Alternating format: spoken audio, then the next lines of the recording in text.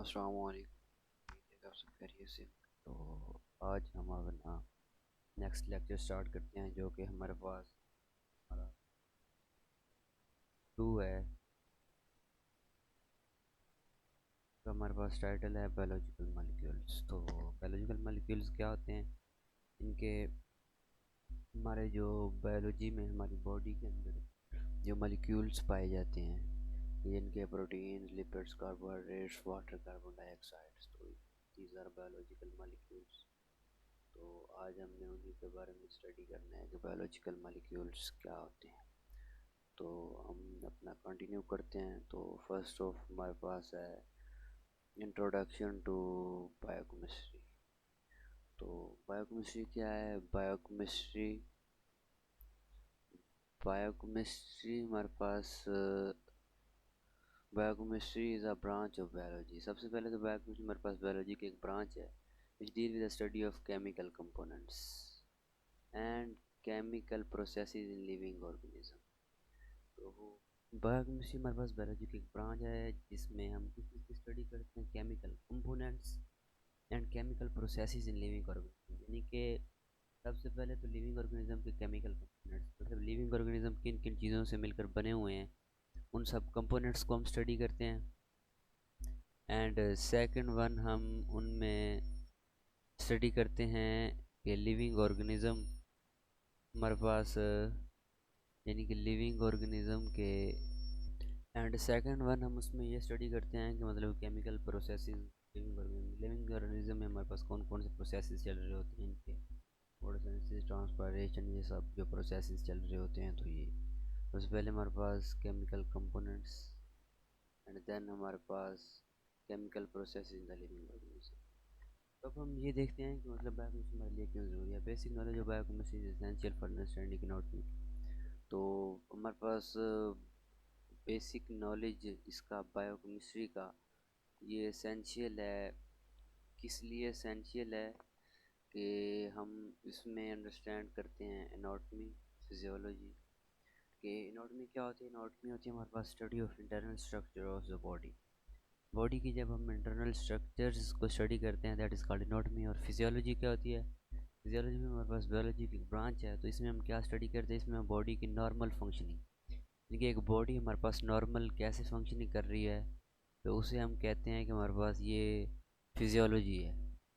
तो because all of the structure of an organism have biological organism. जो भी एक बायोलॉजी का स्ट्रक्चर होता है, तो उसमें हम जानते हैं कि बायोलॉजिकल ऑर्गेनाइजेशन मौजूद होती है। तो फॉर एग्जांपल हमारे पास एग्जांपल क्या है? एग्जांपल में उसने कहा है कि फोटोसिंथेसिस, रिस्पायरेशन, तो digestion, muscle contraction can also be describe in biochemical terms. तो ये हमारे पास कुछ बायोकेमिकल टर्म्स हैं। कौन कौन सी? यानी कि फोटोसिंथेसिस हम जानते हैं क्या है। फोटोसिंथेसिस एक ऐसा प्रोसेस है जिसकी मौजूदगी में पौधे यानी कि खुराक क्लोरोफिल से और सनलाइट की मौजूदगी में खुराक तैयार करते हैं। रिस्पायरेशन में खुराक को यूज़ करने, मतलब किस तरह यूज़ करने का प्रोसेस होता है। डाइजेशन होता है खुराक को मतलब किस तरह बॉडी के अंदर डाइजेस्ट किया जाता है। देन हमारे पास मसल कॉन्ट्रैक्शन है। तो देन हमारे पास मसल कॉन्ट्रैक्शन है, यानी कि किस तरह हमारे बॉडी के जो मसल्स हैं वो किस तरह कॉन्टैक्ट करते हैं, कॉन्ट्रैक्ट। तो ये सब चीज़ें हमारे पास बायोलॉजिकल टर्म्स में आ जाती हैं। And all living things are made of certain chemical components. तो जितनी भी लिविंग थिंग्स होती हैं उनमें केमिकल कंपाउंड्स होते हैं which are generally classified as organic and inorganic. ये तो हमने सबसे पहले भी पढ़ा था कि हमारे पास जो ऑर्गेनिक कंपाउंड्स होते हैं वो या तो ऑर्गेनिक हो सकते हैं या तो हमारे पास इनऑर्गेनिक हो सकते हैं। केमिकल कंपाउंड यानी कि केमिकल कंपाउंड हमारे पास या तो ऑर्गेनिक हो सकते हैं या इनऑर्गेनिक हो सकते हैं। तो केमिकल कंपाउंड्स में ऑर्गेनिक क्या होते हैं? ऑर्गेनिक कंपाउंड हमारे पास ऐसे कंपाउंड्स होते हैं जो कि कार्बन और हाइड्रोजन या उनके डेरिवेटिव पर मुश्तमिल होते हैं। तो ये हमारे पास ऑर्गेनिक होते हैं। और इनऑर्गेनिक क्या होते हैं कि other than carbon and hydrogen, इसमें हमारे पास वाटर है। तो वाटर में हमारे पास हाइड्रोजन तो है लेकिन इसमें कार्बन नहीं है। तो इसलिए वाटर में हमारे पास एक इनऑर्गेनिक मॉलिक्यूल है, प्रोटीन है, ये हमारे पास ऑर्गेनिक मॉलिक्यूल है। तो most important organic compound living organism are carbohydrate. तो हमारे पास जो मोस्ट इम्पोर्टेंट लिविंग ऑर्गेनिज्म के अंदर ऑर्गेनिक कंपाउंड्स हैं, उनमें क्या क्या चीज़ें आ जाती हैं? Carbohydrates, proteins, lipids and nucleic acid. तो ये 4-5 चीज़ें हैं। कार्बोहाइड्रेट्स हैं, ठीक है। कार्बोहाइड्रेट्स हमारे पास किस चीज़ में? फैटी एसिड पर मुश्तमिल होते हैं। प्रोटीन्स हैं, अमीनो एसिड पर मुश्तमिल होती हैं। देन हमारे पास लिपिड्स हैं एंड न्यूक्लिक एसिड है। न्यूक्लिक एसिड में हमारे पास डीएनए और आरएनए आ जाते हैं। तो देन हमारे पास इनऑर्गेनिक, यानी कि अब हम देखते हैं कि इनऑर्गेनिक चीज़ें क्या हैं। इनऑर्गेनिक में हमारे पास वाटर आ जाता है, कार्बन डाइऑक्साइड आ जाता है, एसिड्स आ जाते हैं, बेसिस आ जाते हैं और साल्ट्स आ जाते हैं। तो देन हम स्टडी करते हैं typical in animal bacterial cell consist of chemical. तो एक हमारे पास जो बैक्टीरियल सेल होता है उसकी जो हमारे पास केमिकल कंपोजिशन होती है, यानी कि वो किन किन चीज़ों से मिलकर बना होता है, तो हम उसके केमिकल कंपोनेंट स्टडी करते हैं, मतलब बैक्टीरिया के और मैमल के सेल। तो सबसे पहले है वाटर।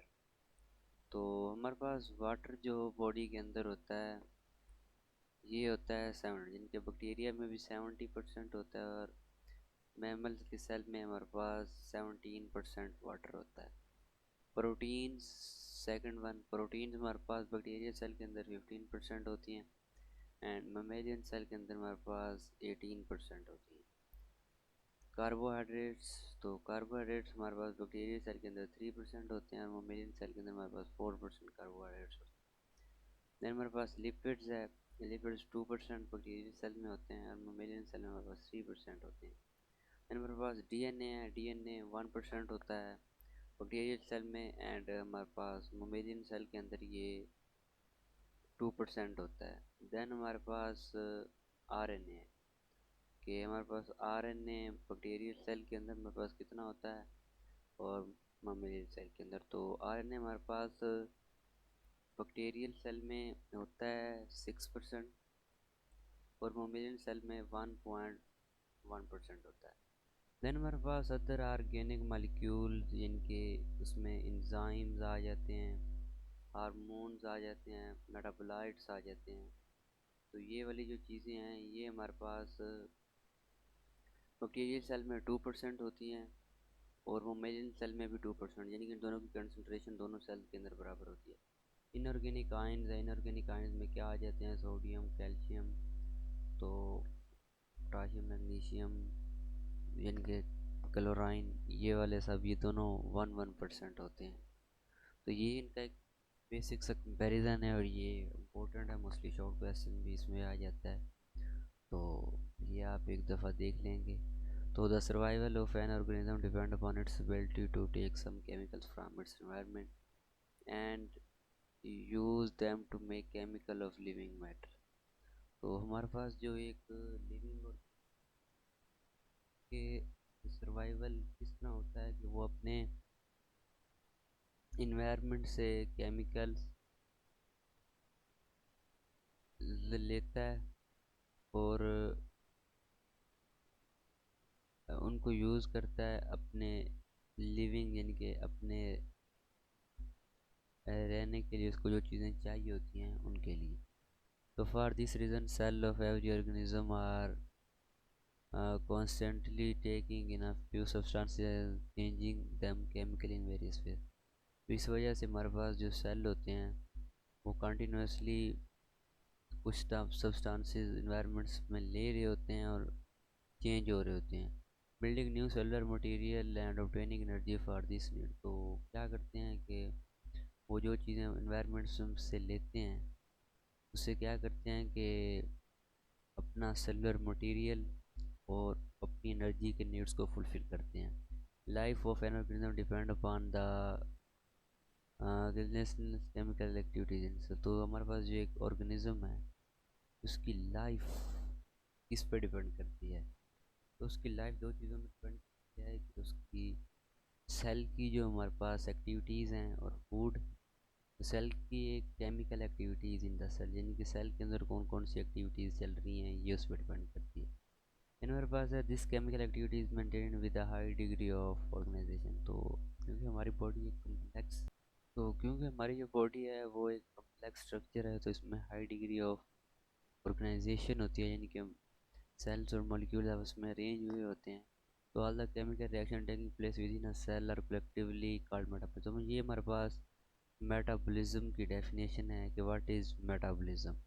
मेटाबॉलिज्म होता है कि all the chemical reaction taking place within a cell are collectively now. तो जिस तरह हमारे एक सेल के अंदर कलेक्टिवली जितने भी रिएक्शन हो रहे होते हैं, उन सब रिएक्शन को हम क्या कहते हैं, उन सब रिएक्शन को हम के लिए एक टर्म यूज़ करते हैं मेटाबॉलिज्म। तो जो हमारे पास मेटाबॉलिज्म है वो दो तरह का हो सकता है। या तो उस मेटाबॉलिज्म में मतलब कुछ स्मॉलर मॉलिक्यूल्स मिलकर बड़े मॉलिक्यूल्स बना रहे हो सकते हैं, या कुछ बड़े मॉलिक्यूल टूट रहे होते हैं और हमारे पास छोटे मॉलिक्यूल बन रहे होते हैं, यानी कि या तो एनाबॉलिज्म हो सकता है या कैटाबॉलिज्म हो सकता है। तो दोज रिएक्शन इन विच, यानी कि ऐसे reaction in which similar substances are combined to form complex substances are called anabolic reaction। तो ऐसे रिएक्शन जिनमें हमारे पास सिमिलर सब्सटेंसेस मिलकर बड़े यानी कि जिनमें छोटे मॉलिक्यूल्स मिलकर बड़े मॉलिक्यूल्स बना रहे हों, उस तरह के जो रिएक्शन होते हैं उन रिएक्शन को हम कहते हैं एनाबॉलिक रिएक्शंस। एनाबॉलिक रिएक्शन क्योंकि हमारे पास कुछ सब्सटेंसेस मिलकर और सब्सटेंसेस बना रही हैं, इस तरह के जो रिएक्शन होंगे उनके लिए और हमें साफ ज़ाहिर सी बात है एनर्जी चाहिए होगी। तो energy is release by the breaking down of complex molecule into simpler one. Such reaction called catabolic. जब हमारे पास बड़े मॉलिक्यूल्स हैं तो जब वो ब्रेक होते हैं तो हमारे पास एनर्जी रिलीज़ होगी और इस तरह के जो रिएक्शन होंगे उन्हें कैटाबॉलिक। अब कैटाबॉलिज्म को किस तरह याद रखना है, कैटाबॉलिक को आप कट से याद रखते हैं, यानी कि कट में क्या होता है कि हम किसी चीज़ को छोटे जब काटते हैं तो वो छोटी पीसेस में कन्वर्ट हो जाती है। इस तरह कैटाबॉलिक रिएक्शन में भी जब मॉलिक्यूल्स यानी कि बड़े मॉलिक्यूल्स कट होते हैं या खुद ब खुद ब्रेक होते हैं, तो इस तरह के जो रिएक्शन होते हैं वो कैटाबॉलिक रिएक्शन होते हैं। Anabolic and catabolic reaction go hand in the living, मतलब जो दोनों तरह के रिएक्शन होते हैं वो एक दूसरे के साथ चल रहे होते हैं लिविंग सेल्स में। complex molecules are breaking down and the result smaller molecules are reused to form new complex molecules। तो या तो बड़े molecules टूट रहे होंगे या छोटे molecules मिलकर बड़े molecules बना रहे होंगे। Interconversion of carbohydrate, protein, lipid that occur continuously living cells are example of co-coordinated catabolic anabolic। तो जिस तरह हमारे पास हमारी बॉडी के अंदर क्या है, कार्बोहाइड्रेट हैं, प्रोटीन हैं, लिपिड्स हैं, जो कि हमारे पास कंटिन्यूसली एक दूसरे में कन्वर्ट हो रहे होते हैं या उनमें चेंजेस आ रहे होते हैं। तो ये हमारे पास सब ये हैं हमारे पास बायोलॉजिकल मेटाबॉलिक रिएक्शन है जो कैटाबॉलिक हो सकते हैं या एनाबॉलिक हो सकते हैं। तो नेक्स्ट हमारे पास इम्पोर्टेंट ऑफ कार्बन है, ये कार्बन हमारे पास किस तरह इंपॉर्टेंट है तो ये इंशाल्लाह हम अपने नेक्स्ट लेक्चर में देखेंगे। तो आज के लिए इतना ही, अपना बहुत सा ख्याल रखिएगा और अल्लाह हाफिज़।